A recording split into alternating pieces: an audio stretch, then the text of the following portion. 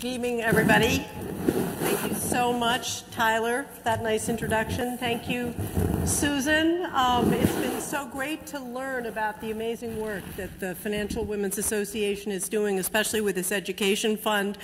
You know that Makers is continuing to do some interviews of future makers, and I have a feeling that Ashley and Fang Fang are going to be among them very, very soon. That was really, really impressive.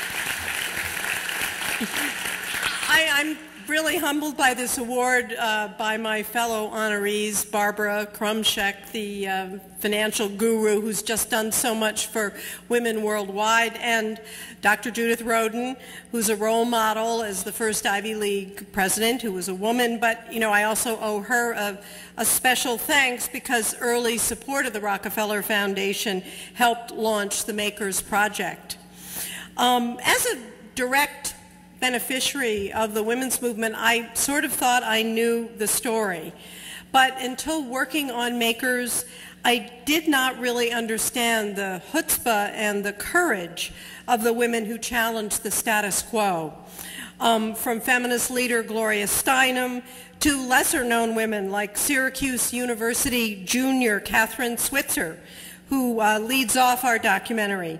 In 1967, Switzer had the audacity to enter the all-male Boston Marathon, and then the nerve to dodge and keep on running when she was actually physically attacked by a race official.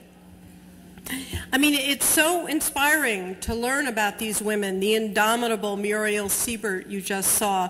She's really a woman after my own heart. I never faced the kind of challenges that Muriel did when she broke into Wall Street, but like her, I did spend the early part of my career working in male-dominated institutions. And as a result, I bet I can match Muriel's salty language word for word. And, you know, one of my first jobs was as a writer at ABC News here in New York, where I was often the only woman in a very large and noisy newsroom. One day, I arrived at work after a rare visit to the beauty parlor. This was back in the day of big hair, and on this particular day, my hair was big. When I walked to my desk, a hush fell over the newsroom. Then one of my fellow news writers stood up from his desk, raised both his arms in front of him, and started shuffling slowly toward me. "My bride," he intoned.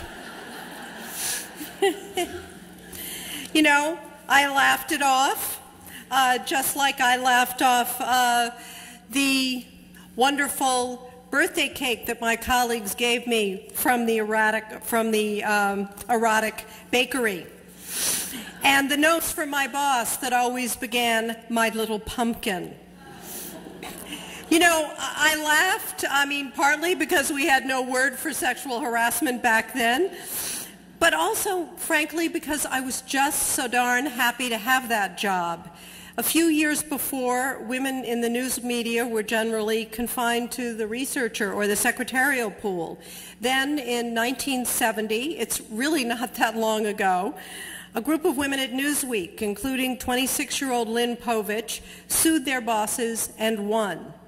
Their groundbreaking lawsuit, and one at the New York Times, put all newsrooms on notice to give women like me a fair shot. So I am profoundly grateful to Lynn and to all the women of power in this room and elsewhere who broke barriers. We really did change America. But it seems to me important to remember, as we already have, what hasn't changed. That 50 years after the modern women's movement, we're still underrepresented in politics and in the ranks of CEOs. And sadly, for me, the U.S. still lags behind many industrial countries in providing adequate child care options. This is especially hard on the women who do not have a choice about leaning in, those who have to work to help support their families. As it was mentioned earlier, Madeleine Albright, who's been honored here and who is one of our makers, has a fantastic line that there is a special place in hell for women who don't help other women. That's why I am so impressed by FWA's education fund that allows women from all backgrounds to live up to their potential. And I hope when more women lean in, and they will, and when more women break into the ranks of upper management, and when the percentage of women in Congress moves from 20 to 50, female leaders will remember to do something about those women and men in lower paying jobs trying to adequately care for the next generation. Speaking of which, my next generation, my 18-year-old daughter Jane, is here tonight with my husband Orrin, and it's a very special pleasure to accept this award on her behalf and on behalf of the young women who will be the makers of the future. Thank you so very much.